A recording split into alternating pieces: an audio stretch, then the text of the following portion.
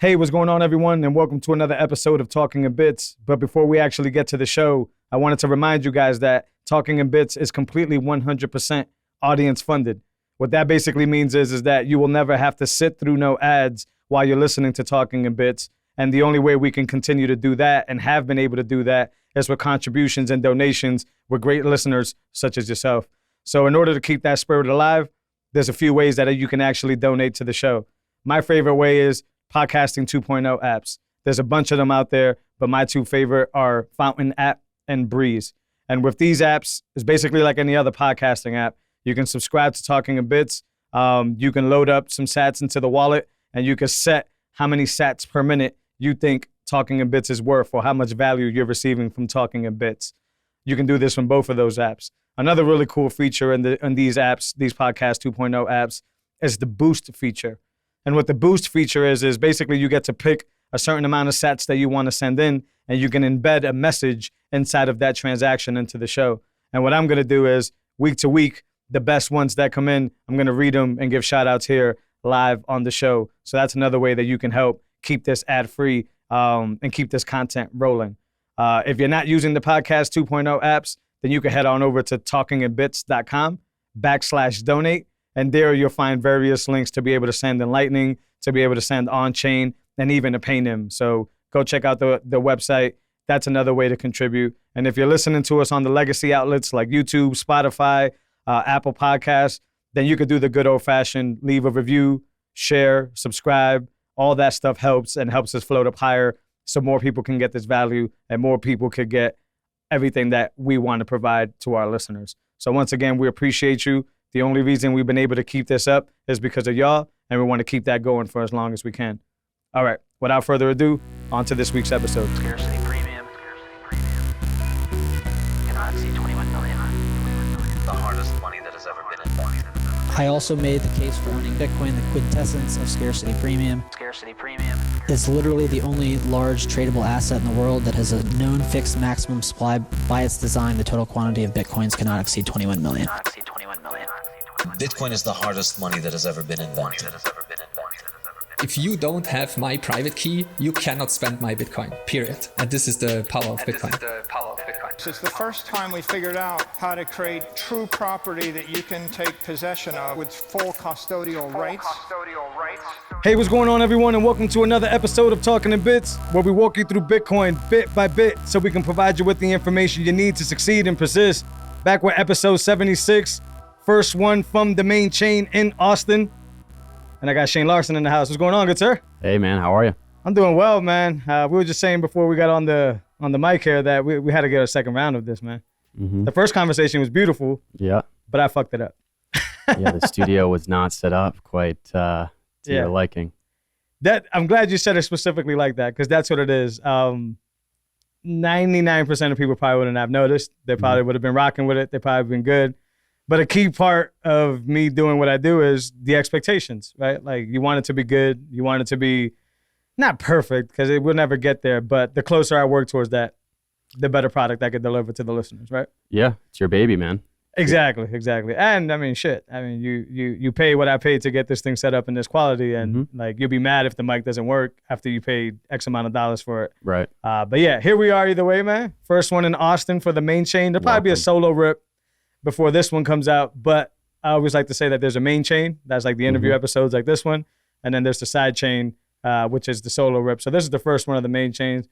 Nice. You welcomed me last time with some awesome liquor. I actually still got the bottle over there. I want you to like highlight that drink again, man. Yeah, it's craft beer from Jester King. It's a local Austin brewery. Yeah. It's like a wild aged sour. Tastes like wine, to be honest. It's very juicy. Very nice. It looks like wine too. Yeah. It's got like a deep red color to it. So. Yeah, I mean, and you have a history with beers, right? Yeah. I used to work, so prior to Bitcoin and working in traditional finance, I was working at a brewery called Trillium Brewing Company. Trillium. Yeah, Trillium. Yeah. Yeah. Is that over there in Mass, right? Downtown Boston. Yeah, hey. They got one spot in, I think, Canton as well. So maybe some other locations. So. Yeah. Yeah. No, because the reason I ask is because I know shit about beers, right? Like if we go out right now and we go to the bar, I'm sure you're going to be like Somewhat, yeah. I'm not like Yeah. super intensive with the brewing process. I Yeah. kind of understand it, but I can tell you the different types of beers and how they, Well, people have always told me to stay away from the sour stuff. they tell you that. I have a bunch of times. Why? I don't know, because similar to like when you like go out and order like I don't know, like a mango something, they just call it girly. I But I thought that shit was fire. What Yeah, you I just thought it gave was me. great. I don't think it's girly. Yeah, okay. No, I tastes mean, nice. I'm not saying you do, but like, yeah, I guess maybe like I've been hanging out with those like, see, I don't know shit about beers, but like maybe like the Heineken guys, I would like to say, like those like that crisp the- beer taste or Yeah, whatever. the classic lagers or ales. Exactly. Yeah, Yeah. yeah. Actually, Sam Adams, Boston Lager is Yeah. my crowd. Those are the Okay. people that I hang out with. But like, I don't know. I don't know. Like in my life, I've been more of a smoke weed guy Yeah. than a drink liquor guy. Yeah. Like never mind just beer. Like I just don't like the Hennessy's of the world and stuff. Like I'm not a hard drinker. I actually think it's counterintuitive. Like I'm Why? not even a social drinker. Okay. So like to me, it's like, it doesn't. If I get a headache and I start to get nauseous, right? Like those vibes that you get when you kind of peak, like that doesn't want me to stick around to the party and hang out with y'all, Yeah. right? Like on the other hand, though, if I smoke and I feel good, right, and I'm Mhm. excited and I'm bringing value to the conversation and I'm hyped, I don't wake up the next morning feeling like a complete disaster, Yeah. like a train wreck. Hungover and Right. Yeah. And then now that like, I mean, and just to clarify for the listeners, I don't even smoke weed anymore. So it's not even like I'm like a her. But like in my life historically, liquor has been like, meh. Yeah. Like, but I hang Well, out you're with people that like it. you're laser focused, man. On what? Just laser focused. No drinking, no smoking. I don't know. I like social stuff too. So I drink socially, but like I see people get wrecked, Mhm. like shit face wrecked. Yeah. And I wonder why. Because it's like it's not a good experience. And you could like do some shrooms or you could like smoke some weed, right? And Mhm. I'm not advocating for drugs, but it's known. It's a thing. Yeah. Like those are social drugs to me. Mhm. But I don't know. That's why I've never been a beer guy. Is kind of like the long-winded answer of Mhm. that. Because you could have like temporary fun and then just end up wrecked. Yeah, Like, you can and lose then- track. Yeah. Just Well, yeah, caught I in mean, a moment and have one too many. Shit can go wrong. Yeah. Yeah, you could lose track, but like the health consequences too, right? Mhm. Like shot liver, like if you really get bad into it and Mhm. stuff like that. Yeah. And damn, I'm over here sounding like a weed maxi, right? No, I'm just saying like if you go out, like the old adage that maybe your parents would tell you or anybody would tell you, if you're going out to the bar every weekend, you're probably blowing half your budget. Yeah, It's not cheap to drink and have Yeah. fun. Like you're gonna have to buy rounds and all that good stuff. Mhm. So for sure. that whole thing, man. But Yeah. I don't even know how we got there with the beer stuff. But Yeah, well, it was just this was a welcoming little cheers to yeah. your arrival in Austin. Appreciate it, It's man. good to have you, man. I'm so glad to be here, and coming from you, it means a lot because you understand that journey, right? Yeah. No pun intended. We'll talk about the Plebs Journey in a little bit, but Mhm. you understand the journey of coming from the Northeast, pretty much being raised in the Northeast, correct? Yeah. Yep. And then making a jump, kind of like a Bitcoin was the magnet, right? Like it's a similar journey. I mean, Yeah. slightly different in the sense, but it was like we would go from where we grew up, where we're comfortable, Mhm. where our friends are at, Yep. where our family is at, right? To just come to this like magnet of a Mecca. Can you like expound on that experience and what you went through? Yeah, I mean, it definitely was the big motive was working with Unchained. That was Yeah. huge. Just based off of like web surfing and just going on social media and seeing the culture, not just Bitcoin culture, but also other people that I was following, and it just seemed to be this gravitating force of people that were enjoying their time in this community around Austin. Yeah. But yeah, I mean, mainly it was to be closer to the Unchained team, to be there in person, and to contribute and just grow, the network and try to gain some trust. But yeah, man, I mean, it was a 28-hour drive.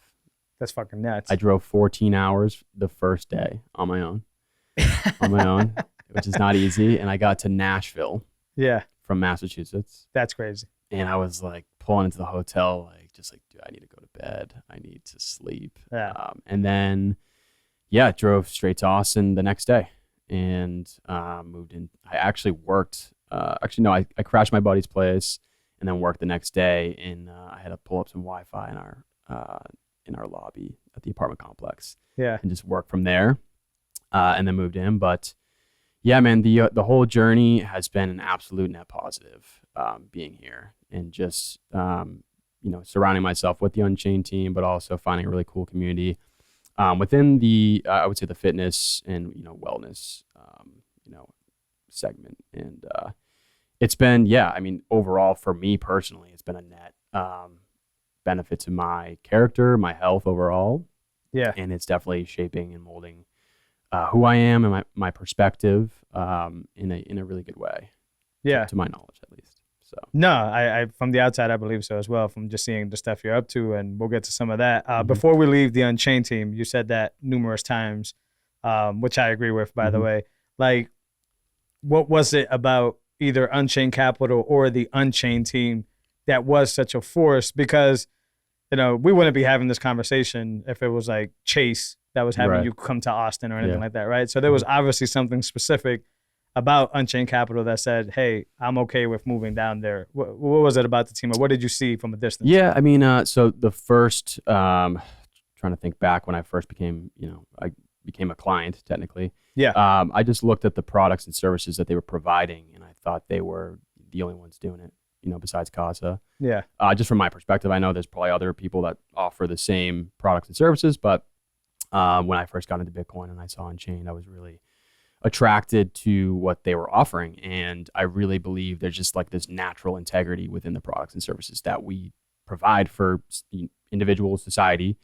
And that kind of just pulls other people in that are, they have integrity, they have certain virtues and principles that align with what we offer to society. And so as I started learning more about Bitcoin, took the dive into purchasing Bitcoin, and then I was like, okay, I need to figure out how to secure this in a fashion. So it was all purely selfish at first to figure out my own situation, but then I started reading Unchained's blog. So Parker's Gradually and Suddenly, trying huge.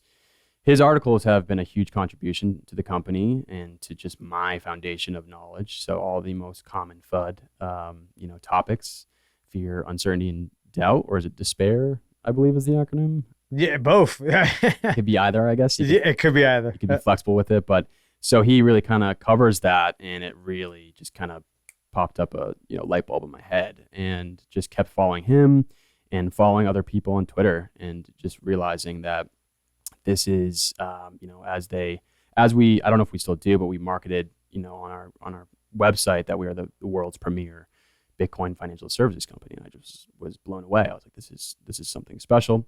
So I just I bugged the hell out of the Unchained at the time recruiting team, which was pretty much, I think, Eric. Eric and maybe a few others.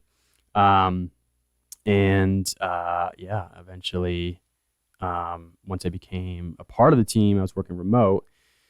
I knew moving to Austin would be beneficial for me to get to know the team better. So, but yeah, it's really just the integrity of the team, how the executive team and the leaders of Unchained hold it, like how their character is portrayed and how they lead us. And it's been overall just, it's been, in my opinion, great. They've been handling it great. It's a big challenge to do what they're doing, but it's been overall awesome. Yeah. I all that I agree with. I felt the same way. Gradually and Suddenly was a big part of my foundational understanding of Bitcoin, but monetary policy too, and all that good stuff, which I don't come from a traditional financial background. I actually talk a lot about how where I'm from, low poverty income and stuff like that. There is none of that. Like, nobody talks about this. Yeah. Like, I mean, you'll get like an OG drug dealer or something that could kind of give you some wisdom on investing. He doesn't call it that, but it's kind of like the hustle's way of investing. But nobody's talking about monetary policy. I don't even think people are talking about the government or the Fed or anything that they're doing inside low poverty income. I don't even think people realize they're in that bubble. They just don't know that much. But yeah, like learning Bitcoin, going through that, reading Gradually and Suddenly. But the thing that stuck out to Unchained for me was, first of all, I was trying to leave the hospital. Right, so I worked in the OR. COVID was starting to come around, vaccination. I was literally desperate to try to find something. Didn't want to just go, lateral into another fiat job. Wanted to be in Bitcoin. But what really stuck out to me, at least from a distance, I'm sure people in Austin felt it more, is like, boy, was and still is the Unchained team like such Bitcoin maxis. Mhm. Like it is, like it spills out in the messaging. It Yeah. spills out in what they're working on and what they want to do. And that to me was a big piece of like, I need to be here, Mhm. right? I need to be there. And then similar to you, I bugged the shit out of the team. I actually think I wrote like this like crazy story on the last email. Like I remember telling my wife like, this is the last email I'm gonna write. I think it was like number 4. Mhm. And I was like, all right, this is it. If I don't get it, then I'll try Strike. I'll try some other company. Yeah. Wrote some story about if I always forget. I've talked about it on this podcast before. It's not really important, but it's like if my life were in Bitcoin, it would be or something along those lines. Later on, I found out Joe Kelly saw it and was like, hey, we need to get this guy in for an interview. Like this is the type of That's dude we awesome. want, right? Got Eric, got Velvet, and shout out to these. And I mean, people listening are probably like, who are these people? Eric Kaysen. Yeah, and Yeah. Velvet and all Yeah. that, right? But like, you got to understand, these people are like the lifeblood of Unchained Capital. Whether you know them on Twitter, whether they're not on Twitter, not so much Eric Kaysen anymore. He He's no. he departed, but he was a big part of when you and I came on board. And yeah, I went through those. I went Phil Geiger. Everybody knows Phil Geiger on Twitter. Mhm. Shout out to them. But yeah, that's how I ended up there. And I remember my very first week. It was me and Eric one-on-one because client services didn't really exist. Mhm. And he doesn't want me to say this stuff because he was supposed to be training me. But that first week was like maxi conversation. Like Yeah. every time he would give me like half hour of like, you should be responding to a client like this. He and definitely wants you to talk about this. well, I had him on the show, and when I brought that up, he was like, hey man, like take it easy, man. Like I was supposed to train you. He did. He taught me how to use the tools that we were using and how to respond to. He taught me about like snippets and stuff. But I would put him on blast. But Tyler was actually a part of these conversations too. Tyler Nice. Campbell, shout out to Tyler.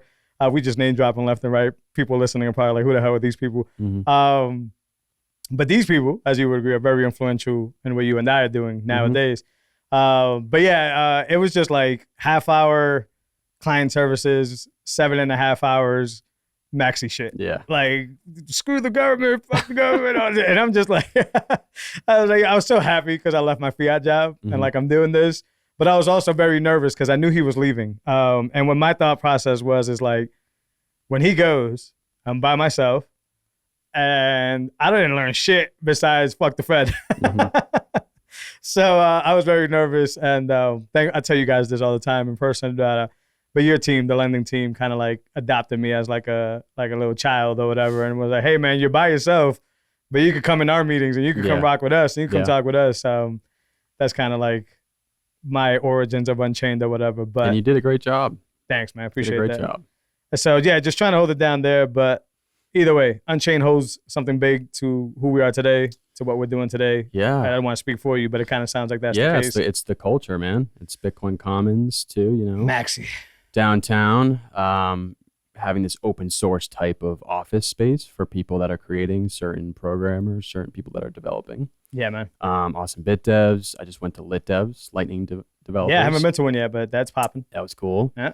So that was my first one, and we had like Alex Gladstein come in and speak about his side of the world with the Human Rights Foundation. Yeah. We've had I think we had a premier Bitcoin Commons event where we just had a bunch of speakers, and Marty was hosting Yeah, a bunch of Bitcoin, the takeover and Bitcoin mining talks. So that was the culture and the ethos right now is just it's a great time to be here and to see it, Yeah. witness it in person. the Mecca. Yeah.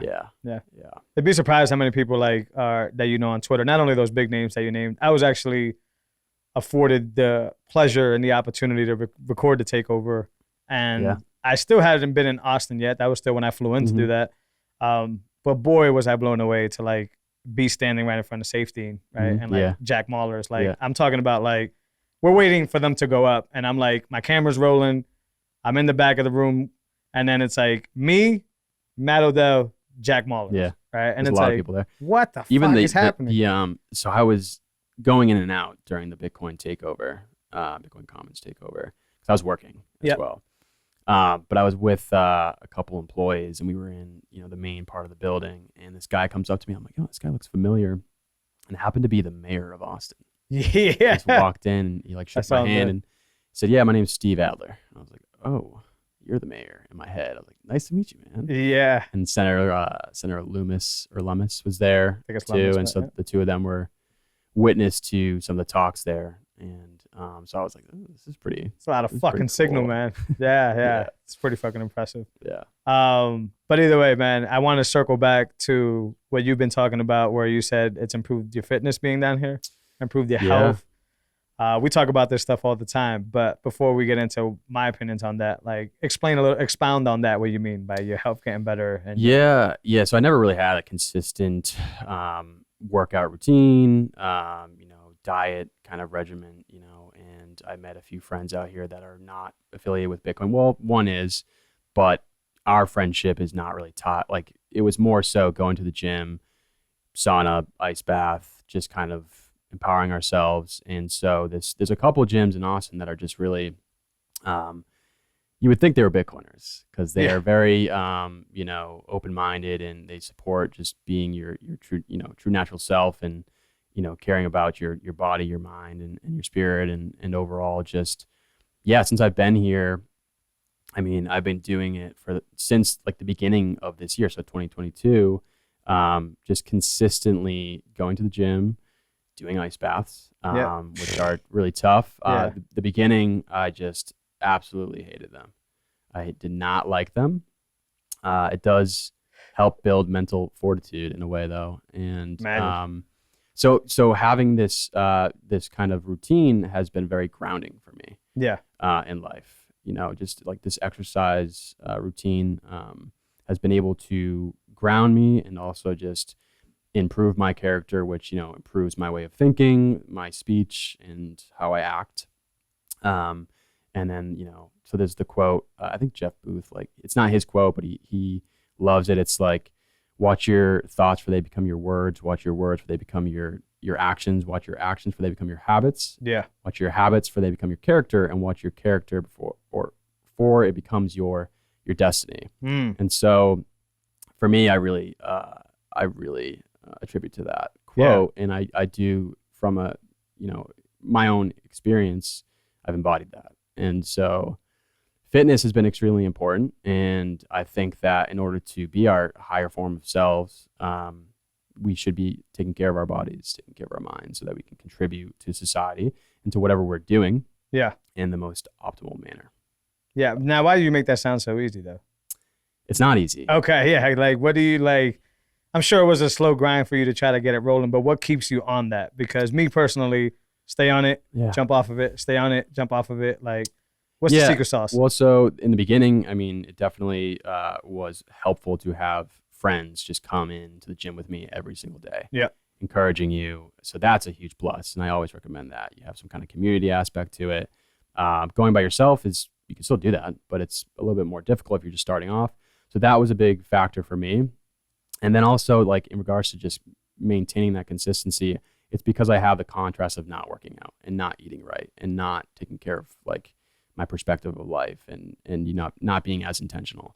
So having that contrast, prior to doing all this, I realized how it's improved my life in a big way. And I just know that since I've been consistent with it, I've been able to, just feel grounded, and to be able to be my, most optimal form of who I am. It's fascinating how you put it that way. I've never thought about, like, the contrast, but it's like, you kind of already know you don't want to do that anymore, or be that person. There's nothing wrong with, like, missing a day and eating like shit, a couple of days of the week sometimes, and going out having a few drinks. That's fine. Like, you don't have to be extremely strict. For me, like, I kind of was in the first few months, and then now that I just feel like I'm not going to slip, because I just know it's just something that going to the gym is no longer like a force. It's like, I like going to the gym now. Right. So you got to get to that level for sure. Yeah. Because to me, it's like, I've always had a battle with food, and I always think that, like, same here, to be honest. Yeah. Well, like, to me, it's like, if I slip up, because I used to do this thing where it's like, Sundays is good, right? Like, I get this one day, kind of do whatever I want with the kids, have donuts and all that. But I found it extremely hard on Monday to get back on the horse. Like, it wasn't, that shit wasn't working for me. Weekends are important. What do you mean? For maintaining momentum. So, like, if you are just, like, the weekdays, you're doing your thing, you're going to the gym, you're eating right, and then the weekends, you just, like, say, like I said, you can still, divulge here and there, but at the same time, if you go way off the edge, you kind of go into the new week a little off balance. And so A lot of off balance. Yeah, it's more difficult. So if, you know, you can still divulge and, you know, do what you want to do, but yeah, it is tough to like get back into the rhythm of things, you know. Yeah. That's been my biggest thing. Like I've done a lot in the past. I've lost a ton of weight in the past. I've done really good, but like you still look great, man. That's subjective. Thank you, good sir. But yeah, no, it's a lot of things. Like I was telling my wife, like, especially since I've been here now, on the way down here, as you said earlier, it was a long drive. Same for us. I got 2 little ones. So to me, it's like from like the emotions and the feelings of like actually finally moving, right? Like my mom was a wreck. My mom was like, fam, like you are not about to leave, like whatever.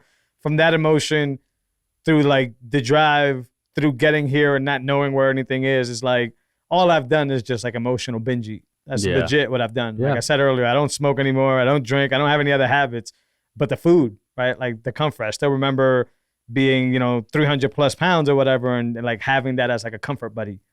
Right. So like now it's like I'm here, and I was telling my wife yesterday, it's like it's not no longer about like, man, I don't look good in my shirt. Now it's more of a chemistry thing. Like it's like I don't feel good, right? Like that type of thing. Like not sick, but a version of sick, right? Like not optimal, I guess is the way to do it. Yeah. And that's what I'm really, you know, I'm 36, getting older. You know, we'll talk about like the beef initiative and all that, but like you talk about testosterone, you talk about these things that are super important. Yep. And here I am still trying to figure out my recent go around with food and getting back to my habits of just eating meat, right? Keeping it clean. I do intermittent fasting. That's one of my favorite things to do. I've done that for a long time. But yeah, it's really, really hard. And I've talked to other people about this. I'm a big fan of realistic sympathy. Like a lot of people would be like, a lot of people that I've talked to already is like, that's part of it, man. Like you just had a big move in your life. Like things have changed. But in my head, I'm like, fuck that. Yeah. Like that's just excuses, man. No, don't give in to your inner bitch. You a Goggins me? No, it's just, I now that I say Goggins, that's the type of guy. I tell my wife this all the time. Like there's guys that get motivation from like Tony Robbins. You're the best and you got it in you. And then me, I get motivation from stop being a fucking bitch. Yeah. Like that's like my like drill sergeant motivation. Yeah. My wife doesn't like that. She's like, oh, that's a little bit too hard though. And I'm like, but that's the only thing that wakes me up. That's the only thing that actually tells me that I'm behaving like a little bitch. Yeah. And a lot of these habits, if you really think about them, are you just being a little bitch about it. Like going to the gym and saying, damn, I got to go and walk and I got to go do that. Knowing the obvious, which is there's somebody that would die to be in your place, to even have that decision to make. You're being a little bitch. Yeah. I mean, that's just a very simple way to frame it, I guess. But I think if you just understand the consequences of your decisions, like if you truly understand what your nutrition plan, your like what it's doing to your body and how it's affecting your brain chemistry and how it's affecting your thoughts, after you partake in whatever it is, weed or alcohol or foods and whatnot. Like if you just understand, it just becomes, I don't know, for me at least, it just provides clarity, and it's easier for you to be like, okay, I understand what's going to happen if I partake in this. If you don't understand that, you're just kind of conflicted. You don't know what to do. You feel like, and there's like going back to the emotional eating, like that's probably something, or at least for me, like I had kind of a similar situation where it's like, that's what I would do when I was a kid. Yeah. And so there's a lot of habits that you have as a child that no longer serve you as an adult. Yeah. And so if you understand that, if you really get granular about it, going into like writing and like reading as much as you possibly can, it just becomes easier to make those, different actions. But I get it. Like David Goggins, when I was going through a tough time in my life, his audiobook was super cool. It was like a combination of him reading it, and then they would do like a podcast after every chapter. Interesting. Kind of cool. Yeah, that is I would cool. listen to it while doing a road race. It was like a 7-mile road race, and it just made me pretty. Stop being a bitch. Yeah. If he was here, he would say that. Yeah. He would call it, being a little bitch. I can hear him say that right now. Yeah. Yeah, I don't know. It is tough thinking, and I do agree with you, especially about the part where like old habits that don't serve you anymore. But like in some situations, not all of them, you still do understand the consequences of it. Mhm. You Yeah. just don't care enough to You have an still make intuitive sense. right. You Yeah. just don't care enough to still make the right decision, right? Like Yeah. it's that like whatever you want to call it. You only live once thing. It's Mhm. like you find. I'm gonna keep saying it. You find little bitch reasons to still make that decision you Mhm. know you shouldn't make.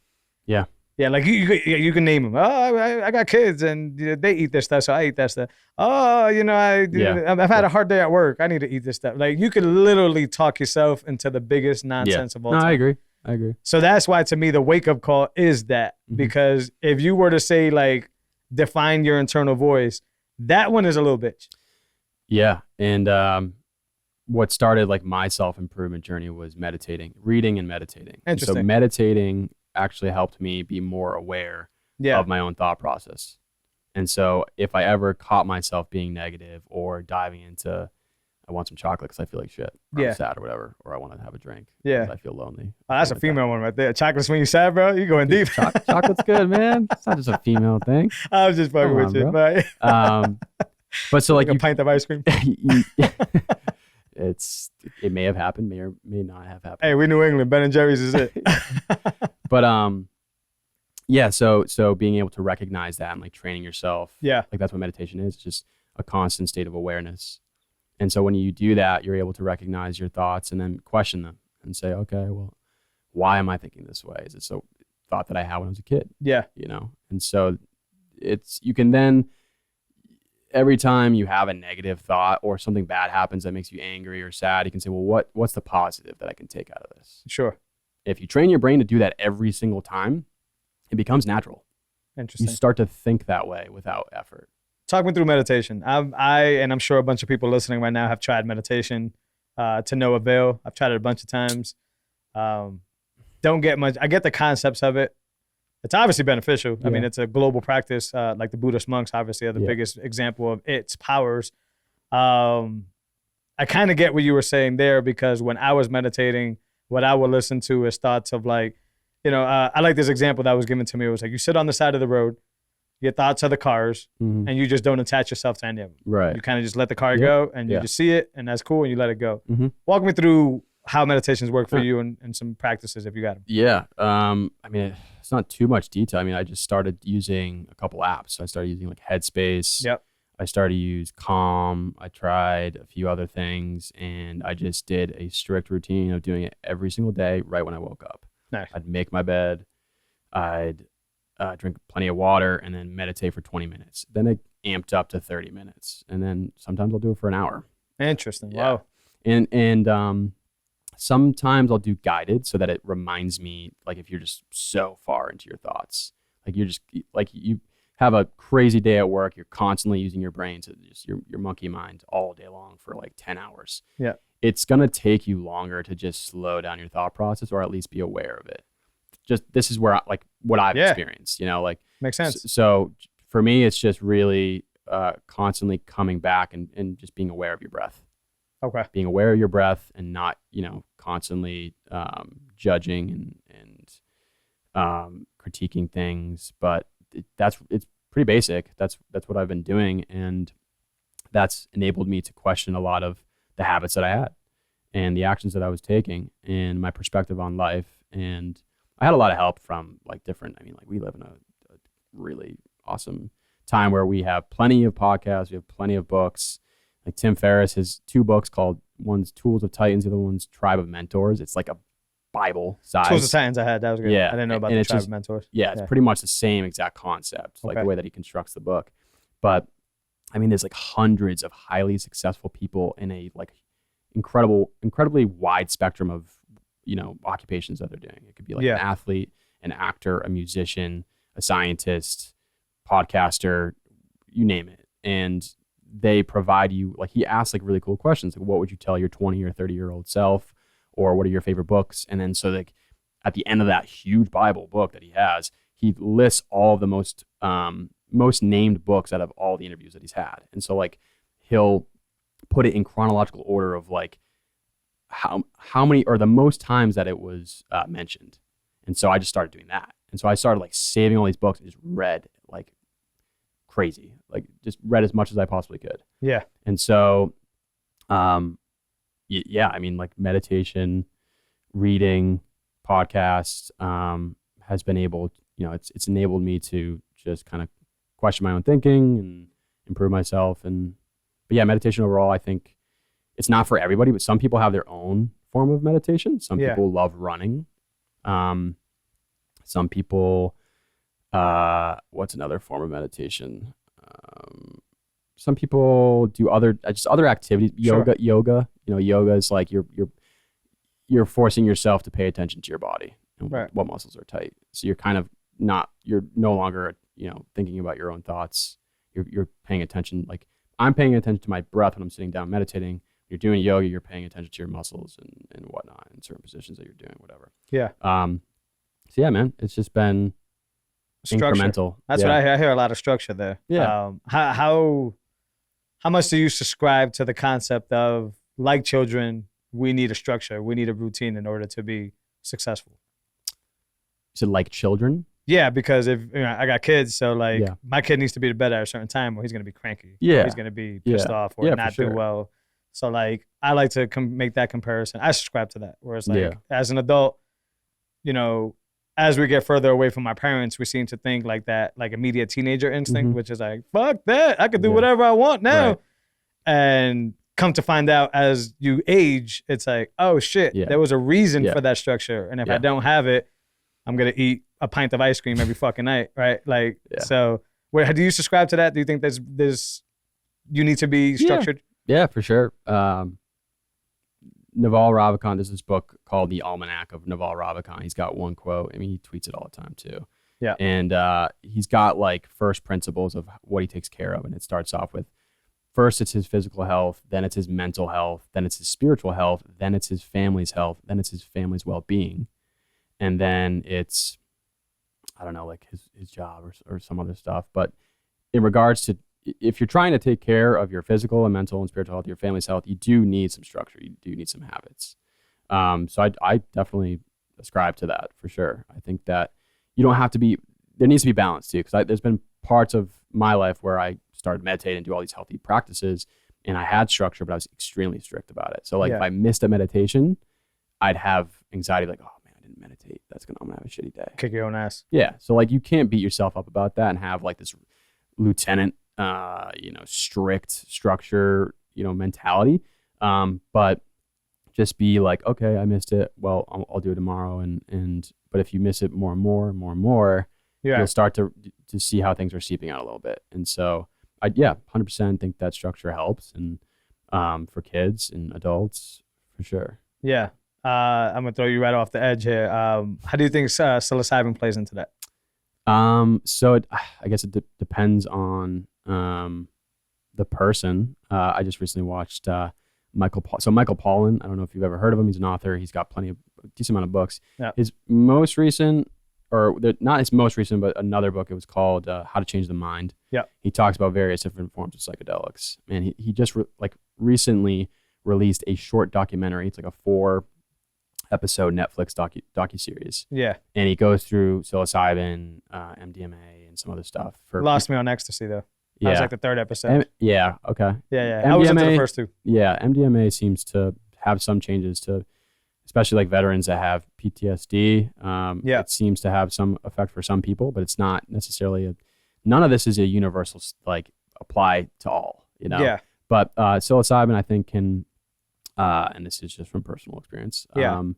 Like recently, there's like once again in Austin here, like people will microdose. Yeah. And they'll talk, they'll do that to, I think it just accesses different neural pathways for them to be more creative or to think about different things or to be able to maybe uncover their subconscious in a different way. And that's what fascinates me. You kind of repress your whole life. Like your ego is repressing certain things. Right. That your subconscious, like, it's like this hidden aspect of yourself. But you know it deep down inside, but sometimes you just can't totally bring it to the surface. Yeah. And some of these drugs can, maybe not label them drugs anymore, but like psychedelics, plant medicine, whatever's hip. I don't like the word nowadays. drugs. It is a bad. Plant medicine, whatever Right. you want to call it, can be very beneficial, and it seems to be it's becoming more acceptable in modern day society. And there are like institutions like Johns Hopkins University that's doing like a ton of research. Speaking of Tim Ferriss, he's like investing millions of dollars into this Yeah. to help people that have like PTSD or like OCD or certain eating disorders or whatever it may be. And like some of these people come out and it's like their disorders went away within a day, Right. after years of having it and doing this one specific experience, this intentional experience. So it's Yeah. like, holy shit, like there's something to that, I agree. And there is, going back to like Nixon 1971, what the fuck happened in 1971. I don't know if it might have been around this time or maybe before. I think it was around this time I believe so. where he just like cracked down on anything psilocybin, and they restricted all, research or experimentation on it. So now we're kind of resurfacing that. And Yeah. I think it's very interesting timing with like what's happening in the world and society, and how Yeah. people are kind of, we have our like just separate realities. Yeah. And so I think it can be helpful. I mean, it's obviously not for everyone. It depends on your situation, for sure. Yeah. I'm not a medical professional. Me neither. And this isn't medical advice. But that's psilocybin really, really out of all the psychedelics, really, really intrigued me. Mhm. And not for the reasons people may think, like, oh, he just wants to go trip. No, Yeah. that's actually the last thing that intrigues me about it. But the historical aspect of it, when it comes to, some would argue religious, right? Like when it comes to certain stories, the one that I bring up all the time is like, it's a very realistic scenario that, and I don't want to offend anybody who's religious, but like the Moses burning bush, like that whole story there, that actually makes me, in a realistic scope of things, Mhm. make me think that, man, he was on psychedelics. Like, Well, there's a whole book on this, dude. I think I read that book. I think I know where you're going whole with book that. on this. Yeah, but like not only that, but the Stoics. I listen to Stoicism a lot, and Mm-hmm. I practice Stoicism. The ceremonies that they had, that they passed on. Yeah. Native Americans with the adulthood and that journey that Peyote. they took on. You see what I'm saying? Like, so to me, what really fascinates me is that like, complete full understanding of who we are is lying right underneath our like face, our view, our nose, and we're so damn scared or so damn misguided, as we are with food, as we are with education, as we are with fiat currency, that we end up here stressing about our look, our feelings, our the cards we've been dealt in life. Yeah. And it's like the utmost understanding of who you are is right there. And it can, in turn, as you've highlighted, shake those feelings from you or make you just be a supreme being, a god in a sense. Mhm. This is years ago. I don't really know much about it, so I'm just gonna say this one. So I had a guy who was a Muslim and always spoke about Allah, right? And then he would tell me that Allah is basically you. It's arm. You break it down: arm, leg, etc. Head, right? That's literally the definition. It's you are the God. And a lot of people would be like, no, there is a God. There's this guy, there's that. And I've always, that sentence that he's given me has always stuck with me. And now when you talk about psilocybin and you see all these studies and you see historically what it does, I can kind of see where a certain group of people, especially ones that used it a lot in ceremonies, can see that they themselves can be a god or can behave like a god or be godly, right? If that makes any sense. And it extremely, it fascinates me, 1,000%, more than any other psychedelic. And I know they all have their benefits. But psilocybin is one that I really want to explore more. I love how you said intentional, trip that people are taking. Because, when you think about drugs and you think about it historically, you think about like, when I was in high school, the guy who did mushrooms was the guy that was not intentional. Went to a party.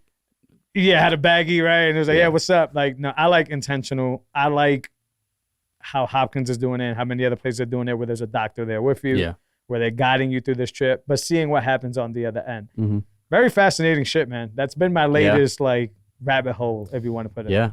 for sure. I think that if we didn't have to fix the money, that would be something that I would Yeah. I would try to like start potentially going down, as a Yeah. contributing. I don't know how how I would contribute, but it's something that I think can change the world for sure, change the individual. Yeah. Yeah. Well, I think we've spoken about this like in person before, but I blank on the second part of his name, but Fractal something on Twitter. Encrypt or something like that. Fractal Encrypt. I apologize. He's going to be on in a few weeks, but I don't remember. But I read Yeah. his article on psilocybin and Bitcoin. Yeah. And if I were to disagree with anything you just said, is that there's a place to do both, right? Like there's a place, Yeah. sovereign tools basically Mhm. to make a sovereign individual. Yeah. Psilocybin being the one that unlocks the mind, Bitcoin being the one that unlocks fiat for us. I guess I was just saying like as a profession. Oh yeah. Yeah. Yeah. But- I don't think I'm in. I Yeah. should be in the Maybe arena. a scientist, bro. Right. I'll let them do their thing. But like, boy, do I wonder a lot of things in my own personal life. Yeah. Boy, do I wonder and when you see these people go through these experiences and come back godly, I'm going to continue to use that term, where they feel like they've conquered these things in their life. Shit, man. Like Yeah. I don't know if I want to give that an attempt is the right way to go, because I still think there's something that scares me about it. But I'm also a firm believer that when you're scared, that's true north. That's the compass. Yeah, you gotta take that for a grain of salt. What? True north? That What? yeah, that saying. Why? I don't know, if you want to go skydiving and all of a sudden you do by yourself, or I don't know, like if you think that and you start doing random things, that might not be you got to do it with I would say a good judgment. Yeah, well, that's a different fear, right? That's like when your body is scared that your physical form is gonna feel harm. Mm-hmm. That's the scared you stay away from. That's like, hey, I know that guy has a gun there and I got a switchblade. I'm scared to be Sure. near that guy. But a fear that's unbeknownst, right? Where Mhm. it's like, what the fuck am I scared of? Yeah. Like that Yeah, you fear, plug into that's that. the compass. Yeah. That's when you get offered a new promotion and you don't know what to do, you're not scared of anything in particular, you're just nervous. Mhm. That means it's going the right way. You're doing the right thing. Mhm. Me coming out here, right, where it's like I didn't know if I was going to be what I call highly favored, and I come and that happening, right, starting to be able to talk and work with people that I never imagined I'd be able to talk to. Mhm. If I were to not use that fear as a compass, I would not be here. I'll still be sitting in my Sure. basement, probably having a Zoom chat with you right Yeah. now and recording this episode. Sure. But yeah, listen, if I'm going to jump out of a plane and I think my body's going to hit the ground and destroy itself, I may not want to do that. Right. Yeah. It's fascinating. But psilocybin's the thing I'm going to go down. Hopefully, Fractal will. Yeah, I'm excited to hear that. I Yeah. haven't read the whole thing, but I started to maybe like a quarter Fucking through fascinating. it, but it read. seems pretty interesting. Yeah, He's which got a was cool- probably written on psilocybin. I mean, if you Yeah. get to a certain part there, he's an artist, Mhm. and he talks about deeply how his correlation is with being on psilocybin Mhm. and being an artist and being creative. But then he like merges this like middle ground between like, I'm comparing Bitcoin, then I go to psilocybin. I compare Bitcoin, then I go to psilocybin, and it's like the similarities are. I mean, I think Brandon Quittem talks about this stuff Yeah. a lot as well. But I haven't seen a piece that's written with this much attention to detail, with this so much truth behind it, and the idea of not them individually as Bitcoin and psilocybin, but as sovereign tools for a sovereign individual. yeah. That is fascinating. Great read. Anybody should check that out. You should finish it, of course. I think it's just, is it called like Bitcoin and psychedelics? I think so. something That's like something that? basic. Yeah. It's so- on the most recent Citadel 21, I think. Correct. Yeah. Yeah. So anybody listening, go check it out. Yeah. If you don't know what psilocybin is and you think I'm just talking nonsense or talking about weed or something like that, you need to do some research on this stuff, because like you said, some of the greatest people in the world are putting a lot of money Yeah. into unlocking this Pandora's box. And in this society, in the day and age where we're like nitpicking and fighting over the dumbest shit, and like if there's any type of cure, that's a bad word for it, but any type of remedy for the situation, Mhm. it would be something that has been with us since the beginning of existence, something Could that be. grows in the ground Could be. and has he talks about like the decentralization of psilocybin and LSD, Mhm. and the fact that you can go and grow your own mushrooms, Mhm. just like you can go and run your own node. It's fucking fascinating shit. Interesting, Yeah, I'll have right. to, dive Because it's into like you look at like other drugs, especially pharmaceuticals, and that's not decentralized. Those things are created. it. Mhm. Those things are right. And then it's like, I don't know, you could just have a closet right here where you could just grow some mushrooms. Right. Right. It doesn't get and the formula for LSD is actually open sourced. Mhm. You can go and make LSD. It's Yeah. not complicated at all. Yeah. So I sound like an advocate, but it's more of a curiosity for me. It's Yeah. something that I'm trying Same to go here. down. Yeah. But speaking of writing, speaking of Citadel 21, a Plebs Journey, man. Mm-hmm. Awesome stuff. And when the last time we recorded this, I just give you humongous kudos for the writing process, because not only is it extremely difficult, but to go through it and then have the awareness and the confidence to be able to post it publicly, Mm-hmm. and then end up on Citadel, which is amazing. Talk us through a Plebs Journey and how it was writing it from when you first thought of that idea to when you finally decided to publish it. Yeah, I mean, I've kind of touched base on, like, through this conversation already on some of the things that I talk about. The intention at first was just to write to my family and friends. Yeah. To try to get more intricate on my way of thinking and my current perspective and why I'm doing what I'm doing, because I want, obviously I love them and I want them to know why I'm making certain decisions and try to communicate as best as I can. So at first it was really just I'm a big Jordan Peterson fan. And so he always, promotes that writing, negotiating, speaking, you're unstoppable.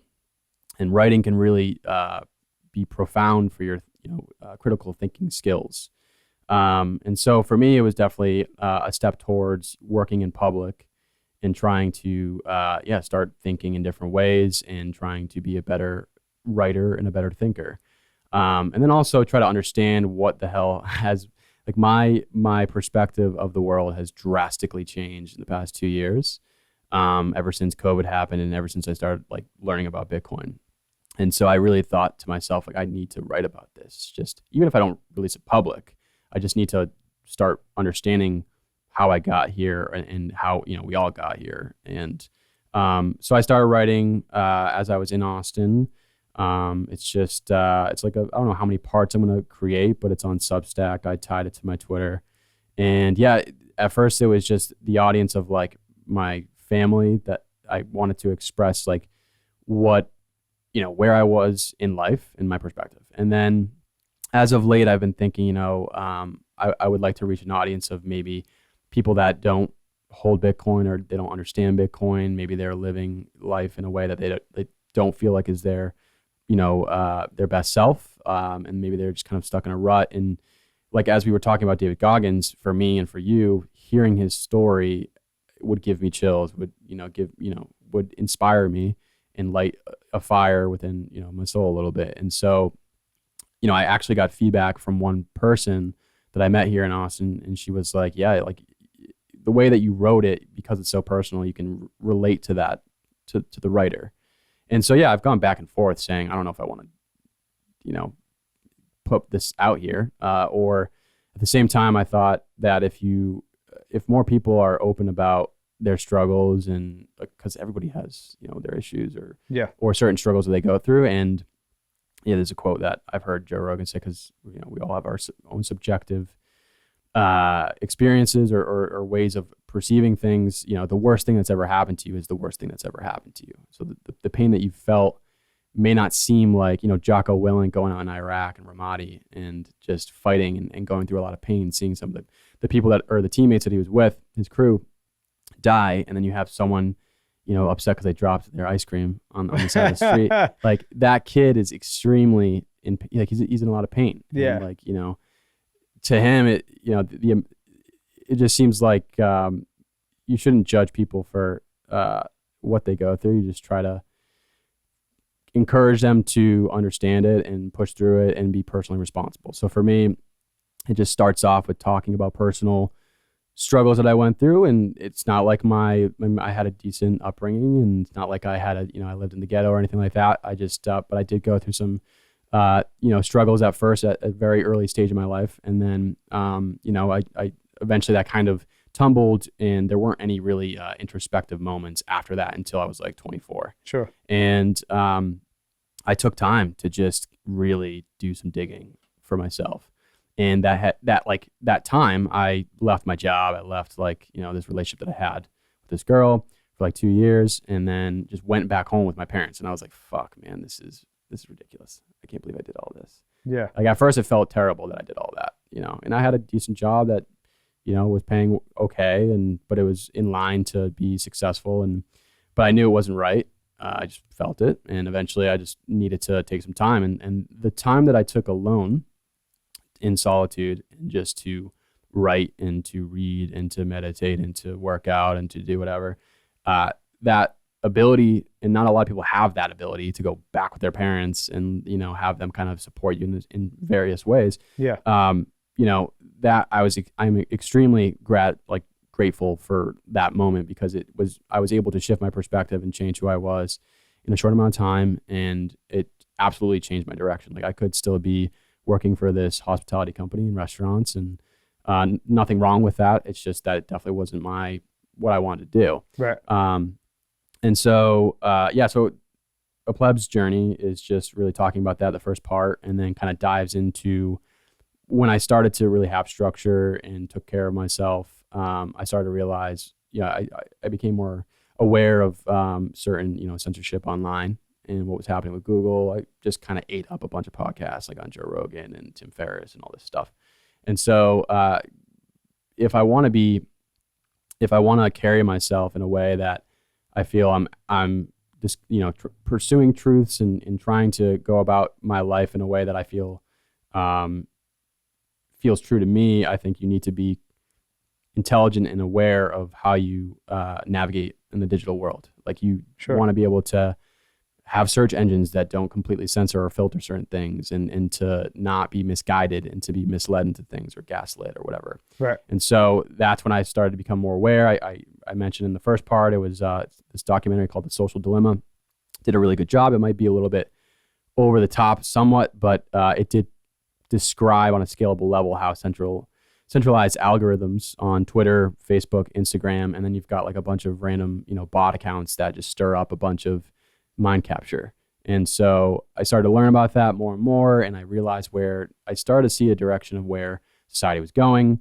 And so I kind of discuss that, and then I just put up a video on Instagram one day about my just concern about the state of society in the US. And I was genuinely, I don't know what we're going to do. Things don't seem like they're going in a great direction. I'm not sure how or what we're going to use to go from a, good standpoint or to improve going forward.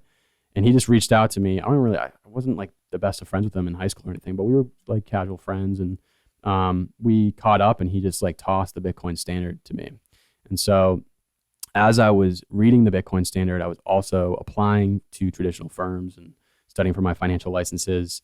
And I eventually got a job with a firm, and that, at first I was like, oh man, I can't, now that I have this newfound perspective of Bitcoin, I don't want to work here. I can't, there's no way. I can't, now that you can't unsee what you can't unsee it. And so I got my licenses and immediately started interviewing with any Bitcoin company that I deemed was, had a decent outlook or kind of business model. And so that's where it started with Unchained. And so I like to provide that background of individual personal responsibility, going through struggles, in order to if you pursue through those struggles, it can drastically improve your life, and you can mold mental toughness. And that's essentially A Plebs Journey. That it's just really trying to help me with understanding how I got here and improving my way of thinking,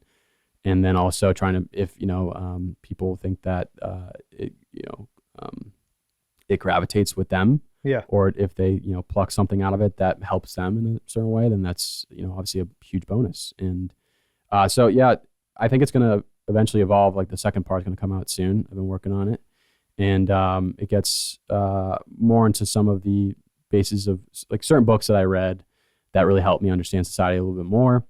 But then I think I'm going to start talking more, focus more on Bitcoin and then the Beef Initiative, and talk about what I've seen with, what Texas Slim is doing and how important it is, I think, just underneath Bitcoin.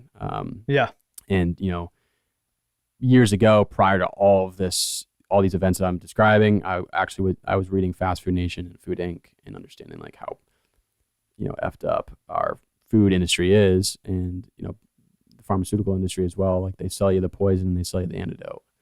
And that was something that kind of clicked with me. And I was like, damn, that's pretty interesting to think about. And so, I kind of want to dive into that. I think that what Parker's doing, I've been just observing what he's been doing. He's obviously leading the Austin Bit Devs, and then he goes to Houston. He does the Houston Bitcoin meetup, and he's gone to a bunch of the Beef Initiative. He went to the Beef Initiative conference here in Fredericksburg, Texas, which is in the hill country of Texas, and he was there. He spoke. So he's looking at Texas, at least. I mean, correct me if I'm wrong, Parker, but it seems like he's trying to make Texas interdependent with our food system, with our energy system, and with our money system. And I think that's really important to sustain individual freedom and economic freedom. And I want to help prop that up as well. I want to be a contributor to making that successful.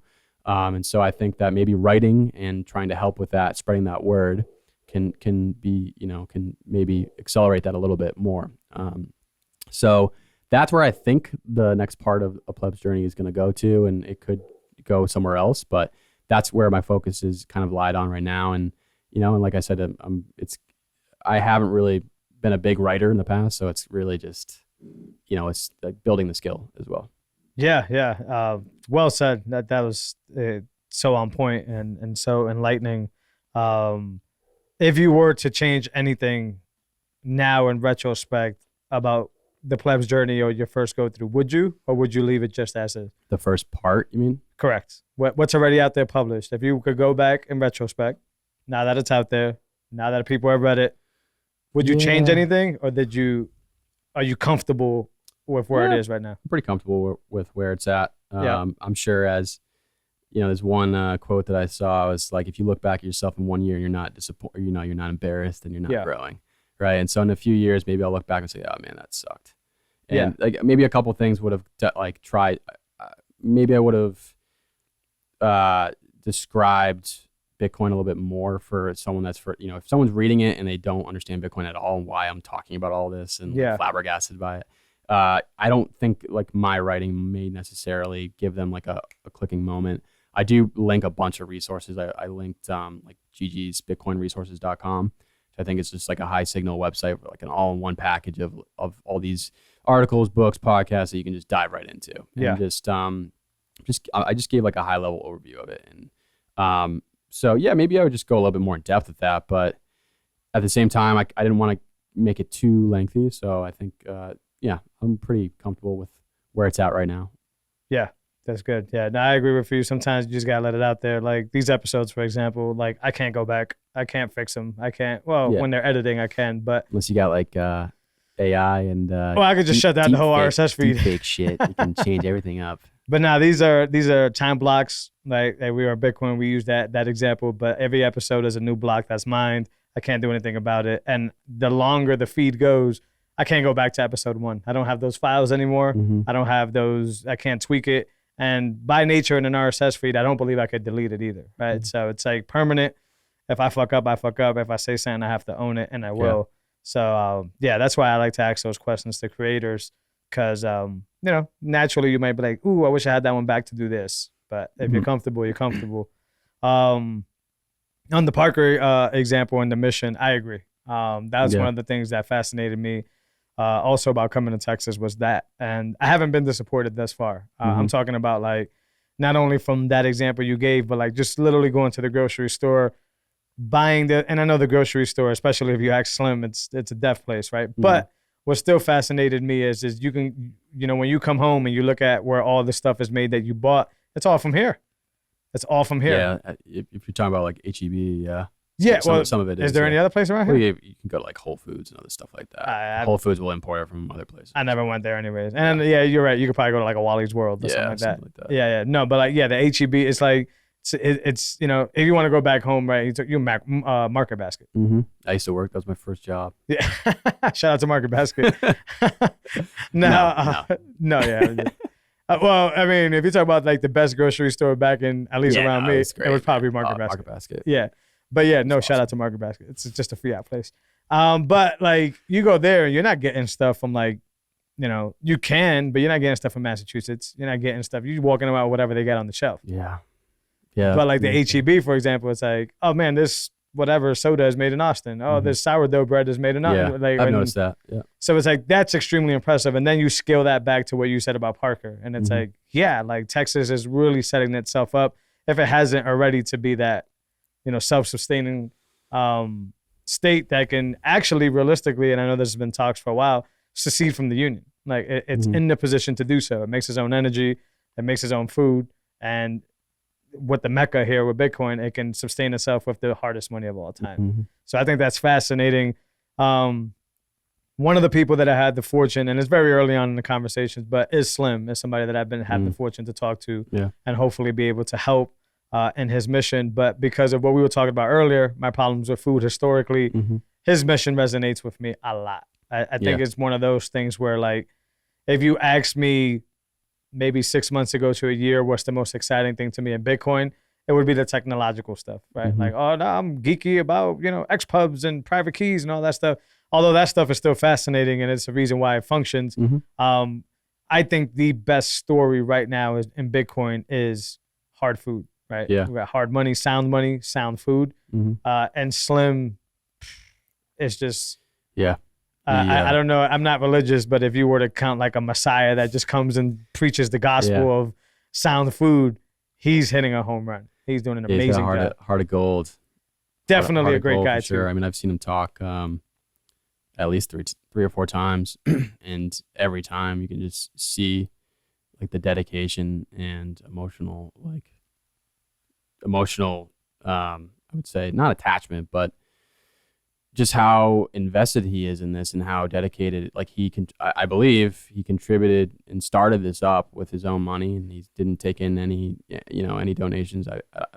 Correct me if I'm wrong, Slim, but so he's really bringing this up from the grassroots, and he just he cares about the kids, man. He knows that, you know, he's talked about testosterone levels with some kids that are eating foods that are unfortunately they're just not whole foods. They're synthetic, and they have a lot of maybe pesticides or synthetic ingredients that are just not natural for the human body. And so he's doing it for them, you know, and future generations. And so, and then the ranchers too, man, like the ranchers and the farmers, like they are like very important to our society. Crucial. And they're getting screwed. Yeah. Like it is hard to sustain a business, and the amount of hours that they have to work is just not sustainable. Yeah. And so Bitcoin is this, you know, it's the beauty of this whole initiative is it's helping the consumers just with their own health, but also the producers, the ranchers, they're able to grow their business and put all their time and energy into this finite censorship resistant form of money that preserves their wealth. Yeah. And won't be, you know, a melting ice cube. So yeah, man. I mean, I've met Cole from KNC, and I met, I think his name's Jason Rich. He's out in Colorado. He went to the Beef Initiative. He was another rancher. And yeah, they're definitely taking the lead here and trying to start this movement of ranchers becoming more empowered. And we need that, man. Like we need to hyper localize a little bit and not be so centralized with our food system and overall just other businesses in certain sectors within, you know, the economy. Yeah, I agree. Love it. Love everything Slim is doing. Love the idea. I wasn't too versed with New England ranchers. I don't even know. There's a few farms. I know there is.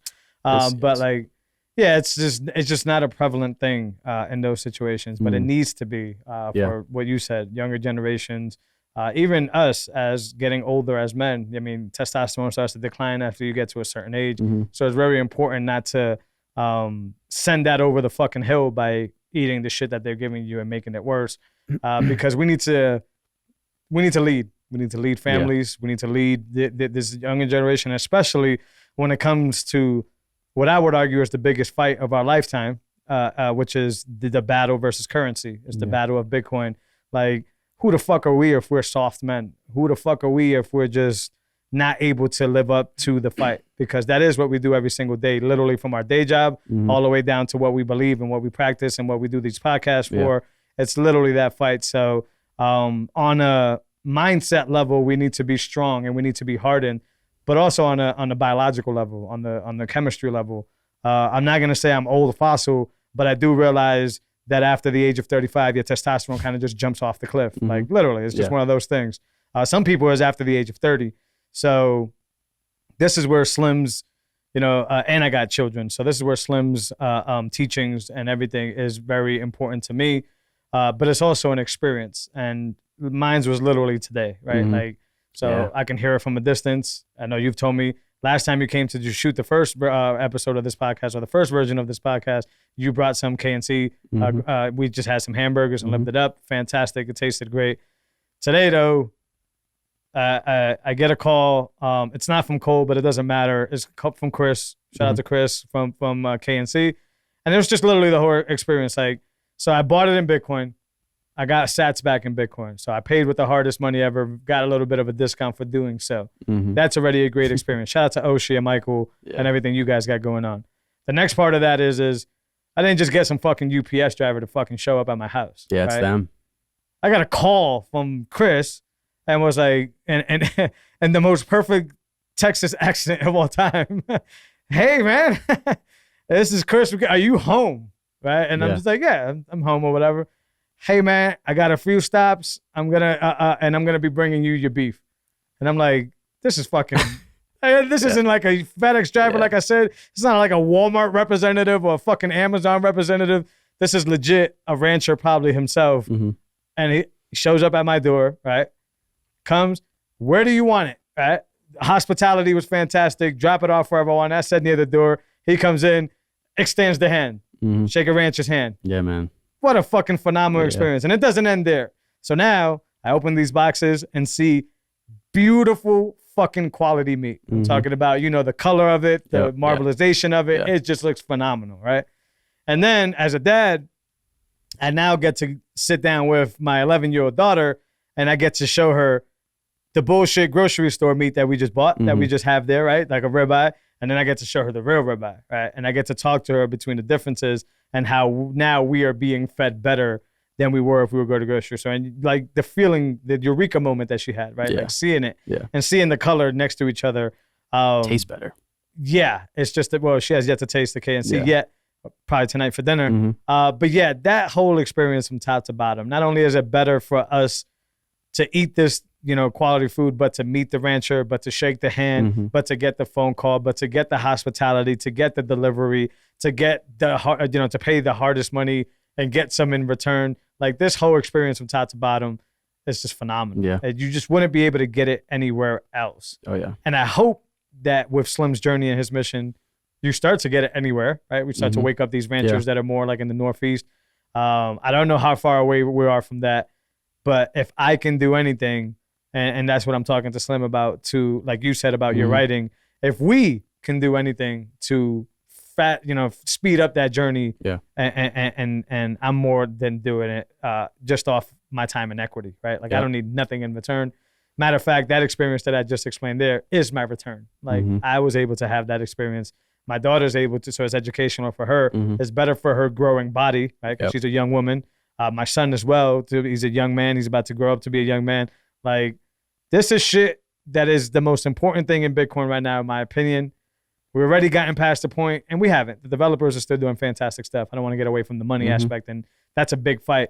But like, boy, if we have the intuition, the mindset, the physical resources, the body, like you were saying earlier, the mindset, if we can have that going into the hardest fight of our lifetime, we stand a good chance. On the contrary, if we're sitting, not just me and you personally, like as a species, if us men, us leaders are sitting here talking about, who's a woman and who's not a woman, and just being confused about that, and seeing these young teenage boys be confused, but then also as a man not having the strength, not having like being able to get up in the morning, the testosterone, which is so influential to men. I don't think a lot of people hear the word testosterone and they just think bro science. But it's not. It's so influential to what a guy is.